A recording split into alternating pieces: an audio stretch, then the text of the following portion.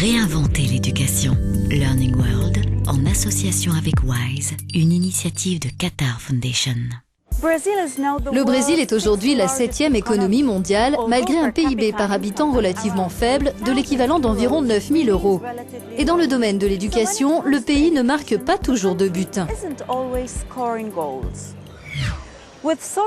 Une ségrégation sociale dans les écoles, des budgets faibles pour le primaire et le secondaire et un accès limité à l'enseignement supérieur, ces lacunes dans l'éducation peuvent-elles entraver le boom économique que connaît le pays? Commençons par observer le panorama éducatif brésilien.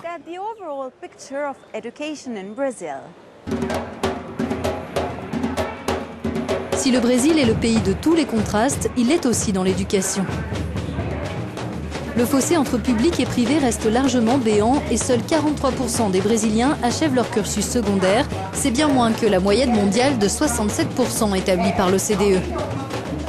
Dans cette école publique des environs de Jardim Cambara, Jorge, 13 ans, place tous ses espoirs dans ses études. Aller dans cette école, c'est très important parce que ça m'aide pendant la semaine, ça m'aide à me construire un avenir, à recevoir une éducation, ça me permet d'apprendre à respecter les gens, à savoir comment parler quand j'irai à un entretien d'embauche, et ça m'aide à évoluer et à lire et à écrire.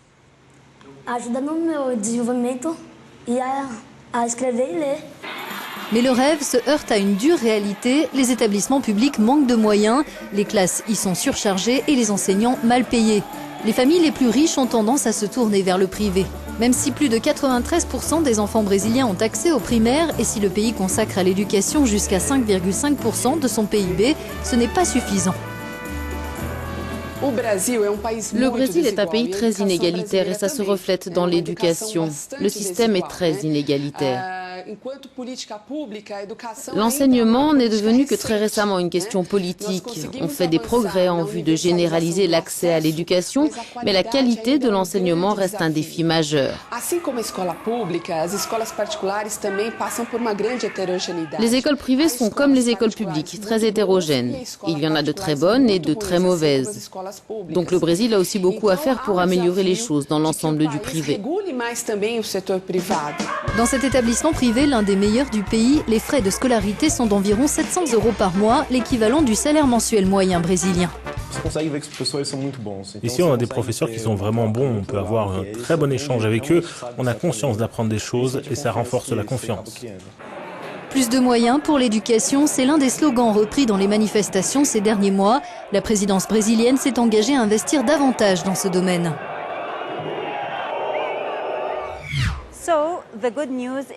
On note malgré tout certains progrès au sein du système éducatif brésilien. Aujourd'hui, de plus en plus d'enfants ont accès au primaire et au secondaire. Mais qu'en est-il par la suite? Examinons la situation dans l'enseignement supérieur.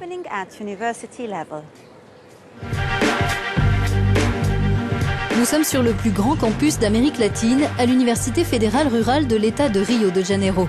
Cet établissement public spécialisé dans l'agronomie s'est diversifié ces dernières années. Thalita est ainsi l'une des premières à y décrocher un diplôme en sciences humaines. C'est un endroit très sympa avec un bel environnement. On va regretter ce campus quand on va devoir partir. On était bien ici. Pendant que certains quittent l'université, d'autres la rejoignent et ils s'avèrent de plus en plus nombreux. En 8 ans, le nombre d'étudiants inscrits a doublé pour passer à plus de 10 000, accompagnant la création de nouvelles filières. Aujourd'hui, l'objectif affiché de l'établissement est tout simplement de s'imposer comme le meilleur du Brésil.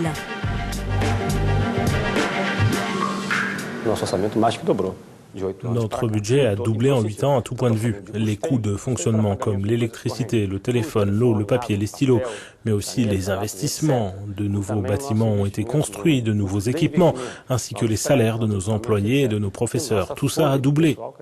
Pour nous développer, nous devions investir et c'est ce que nous avons fait. Si cette université a les moyens, c'est qu'elle bénéficie de subventions en hausse de la part de l'État et du soutien d'entreprises privées. On a encore des problèmes pour loger tout le monde. Mais ce sera progressivement résolu. Nous n'avons pas mis toutes ces difficultés de côté, mais il y a aujourd'hui une plus grande mixité sociale parmi nos étudiants. Le gouvernement brésilien redouble d'efforts pour tenter de rééquilibrer un paysage universitaire où près des 3/4 des établissements sont aujourd'hui privés. Et pour Paulo Parga, professeur de maths, l'État doit aussi faire plus dans le secondaire. Vous savez, le niveau des élèves qui nous arrivent du lycée continue de se détériorer. On a du mal à les faire suffisamment progresser pour qu'ils deviennent de bons professionnels. Olá, boa tarde, bem-vindo ao 423, M4, segundo andar.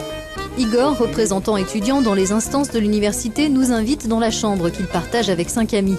Pour lui, le système éducatif brésilien doit prendre une autre direction.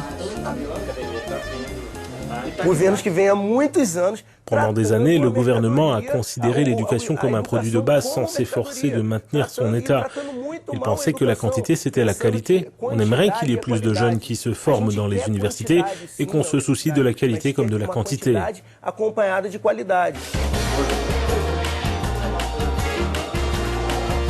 Et la marge de progression est immense. Aujourd'hui, seuls 8% des Brésiliens disposent d'un diplôme universitaire.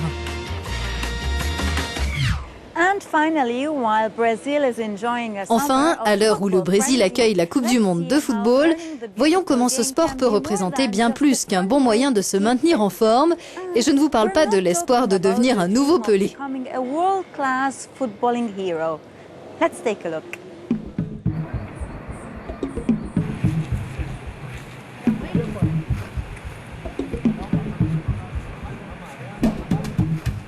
Dans ce bidonville, parmi les plus pauvres de l'État de Rio, le football est partout. Une situation inimaginable il y a seulement 3 ans, le secteur comme les 700 autres favelas de la ville était livré aux trafiquants de drogue. Avant, c'était une zone de guerre abandonnée par l'État, un secteur que l'État a aujourd'hui reconquis. Et à travers le sport, on essaye d'occuper ces enfants, de leur donner une éducation et de les encourager à se construire un avenir meilleur. Ce projet, Esporte Seguro, le sport en sécurité, est soutenu par le British Council, les autorités et la police locale qui, à l'approche du mondial, ont créé une unité pour rétablir l'ordre dans les favelas. Aujourd'hui, 200 enfants jouent au foot sous la protection des policiers et échangent avec eux. On veut rapprocher les policiers et les habitants qui s'en sont toujours méfiés. On veut leur permettre de se connaître et de se découvrir des objectifs communs. Pour les jeunes, le plus intéressant dans ce projet, c'est qu'ils peuvent rêver de faire quelque chose de leur vie et avoir d'autres références pour les y aider. Et le message passe parmi les jeunes comme Juan, 12 ans. Il participe au projet depuis 2 ans. Ce projet est cool parce qu'il aide beaucoup de gens à s'écarter de ce qui est dangereux, à améliorer leur vie et à ne pas se retrouver impliqués dans de mauvaises choses. À l'occasion de la Coupe du Monde, le football devient plus que jamais un outil pédagogique. Ces jeunes s'entraînent 3 fois par semaine, mais l'apprentissage ne se résume pas au sport.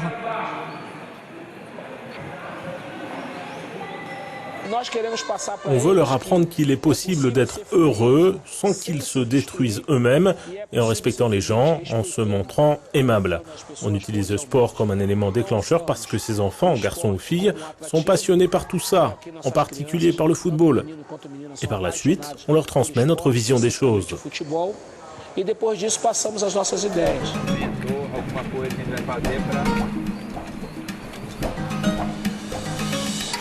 Aux côtés des policiers, les jeunes effectuent de petits travaux dans leur favela pour le bien de la communauté.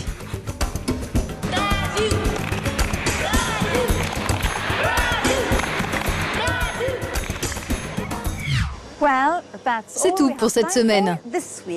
Faites-nous part de votre expérience dans l'éducation au Brésil ou ailleurs. Nous avons hâte de vous lire sur nos pages des réseaux sociaux. À bientôt. Learning World, en association avec WISE, une initiative de Qatar Foundation.